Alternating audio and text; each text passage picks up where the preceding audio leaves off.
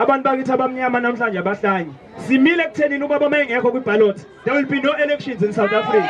Siqede le-African National Congress kaRamaphosa ngoba asiyazi asikaze sibe ne-African National Congress elidwa eStellenbosch elidwa abelungu beyifida ngemali bana ngako plate ngoba behleli kula office abahleli kona are they less than 35 years? Then why are they saying abantu bakithi uma bedinga imisebenzi bedinga employment they must be younger than 35? My name is Samsung Makuzwayo, the national coordinator of the MK student movement. We have a lot of issues. Ama issues eswaziyo. Every year maqala unyaka abafundi bahlala benenkinga. Even right now kuneyingane estrandard ezingazi ukuthi zolala lapho but in April kuneyingane namhlanje ezingakwatholi response from uNSFAS.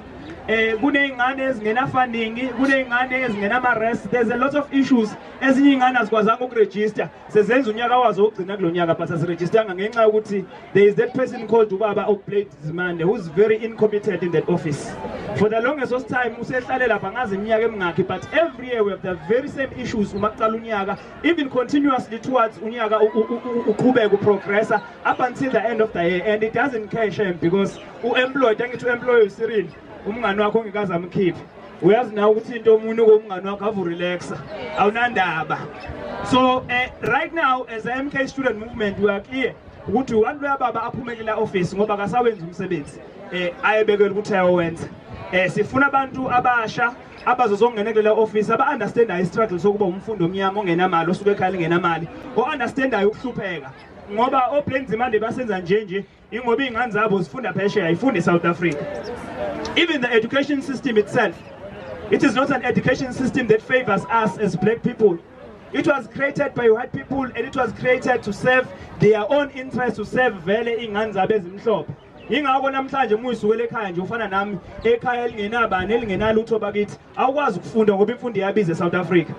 Ukuze ukwazi ukufunda kumele uzuboshwe uhambe ejele ngoba imfundo imahhala ngempela ke ejele mahhala uyaboshwa nje ukuye ngempela unecertificate nawe osithole ejele. So we are very clear ukuthi lo baba akaphume lapha kule office usehlale kakhulu vele usemdala. Lento abayishoyo nje right now ukuthi abantu abasha in fact they are saying ukuze ube employed in South Africa you need to be younger than 35 years. Basho njalo bathi ngeke bese kunika umsebenzi ungaphezulu kwa 35 because you are no longer young. But when you go to parliament, the parliament of the ANC tolo gogo gwele amakhehla abantu abasindwa amaqakala abangasakwazi ukuhamba.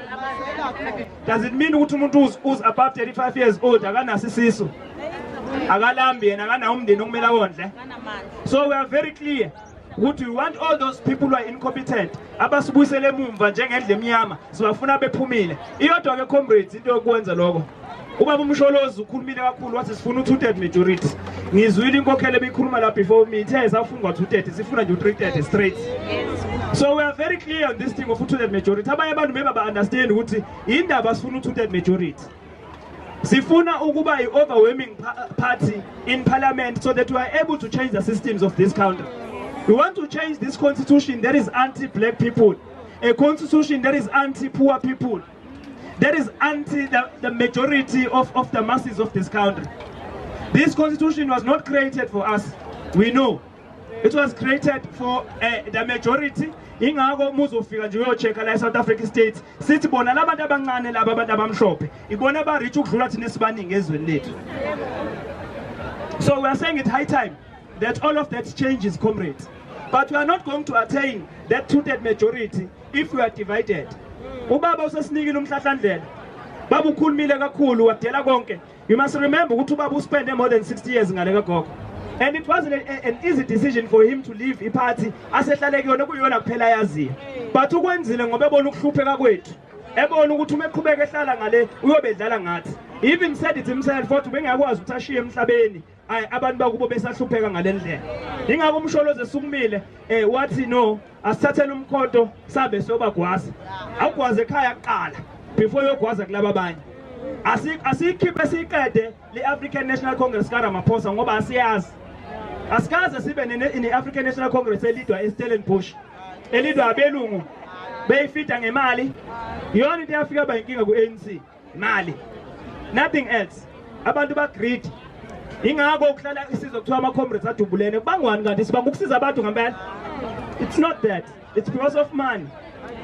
But we are happy that sesitholile ikhaya, which is umkhonto wesizwe party ongakhuluma into eziningi, othi amakhosi onke awahlangane, ama-traditional leaders onke awahlangane, abantu bonke abahlangane, abantu abasha, ama-students, women, men, all of us, we must unite njengendlu emnyama and take back what belongs to us and take back what was stolen from us. So angifuni ukuba mude kakhulu comrades, ngazi ukuthi ade ngifikile, but bengizokusho nje ukuthi ubaba ukuze ahlale kahle ngokukhuleka, i-birthday present esingamnika yona, it is unity within the MK party. I-birthday present esingamnika yona, it is to support this logo asayisebenzele kangaka wayilwela ngoba bemgijimisa izinkantolo nje. And sileke siwawinile amacala, siyawina, so leke siwinile futhi. So leke siwinile bathi sobona ukuthi ubani umholweni ngoba uzuma ngeyangena ekubhaloti yathi inkantolo niyahlanya uzume ebhalotini. Mhla ka-29 nje sothi sifaka u-X sobe siwufaka eduze kwelogo enekhanda likababa. Sizwile futhi khona lo sisi lo commissioner waka-IEC. Lo angazi igama lakhe kodwa uLove, unoLove phakathi. Ubani uJanet Love. Uhambile wakwenza i-appeal against isinqumo esithathwe inkantolo, wavele wathi hayi uyazi ukuthini, akavela ahambe kwi-constitutional court lephethe uZondo. Angithi uyazi ukuthi uZondo akamfuni ubaba, kumele bazi ukuthi izinto ziganga ngomunye umhlathi. Abantu bakithi abamnyama namhlanje abahlanyi simile ekuthenini ubaba uma engekho kwiballot, there will be no elections in South Africa. Uma ikhanda likababa uJacob Zuma lingekho as #1 list aye parliament under umkhonto wesizwe party, we are clear, there will be no elections in South Africa. uZondo kuzomela ukuthi kulento yabo ngoba iaphelile ahlakaniphe kakhulu babuZondo. Kuyomela kuloku isinqumo sakhe angasithathi ngephakethe nangesisu kodwa sithathe ngenhliziyo. Akhumbule ubabuZondo ukuthi even himself is a black person. Siyazi ukuthi usemnandi unemali usehlala endaweni eziphezulu, uhlala nabelungu nayo yonke lonto leyo, but he is still black. Akahambe uzibuke esibukweni ngoba kuyenzeka phela inhliziyo ishintshe uvele bemhlophe. But when you go to the mirror will never lie to you. Izokutshela nje ukuthi uyamela nini, you are black njengathi. But we are clear on those things, comrades.